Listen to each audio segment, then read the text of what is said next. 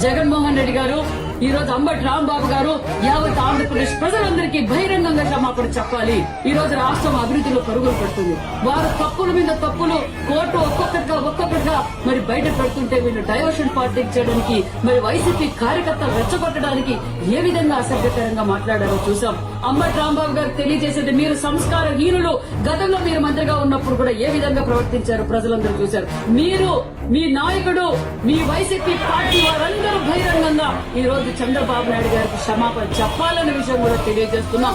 ఖబర్దార్ రాంబాబు గారు, మేము చెప్పేది ఒకటే, మేము చాతకాక కాదు, మీలాగా అరాచకాలను ప్రోత్సహించే వ్యక్తి కాదు మా చంద్రబాబు నాయుడు గారు. మా లోకేష్ బాబు గారు ఒక్క మాట మాకు చెప్పితే మీరు ఇంటి నుంచి బయటికి రావాలన్న విషయం కూడా మీకు తెలియజేస్తున్నాం. ఖబర్దార్, ఇంకొకసారి ఇలా మాట్లాడితే ఊరుకుండే ప్రసక్తే లేదు. కూటమి ప్రభుత్వం, కూటమి నాయకులు, కూటమి కార్యకర్తలు ఎదురు చూస్తున్నారు. ఒక్క సందేశం ఇస్తే చాలు ఈ వైసీపీ గూండాలను ఎలివేయటానికి సిద్ధంగా ఉన్నారన్న విషయం కూడా తెలియజేస్తున్నాం. మీరు బహిరంగంగా ఆంధ్రప్రదేశ్ ప్రజలందరికీ క్షమాపణ చెప్పాలి.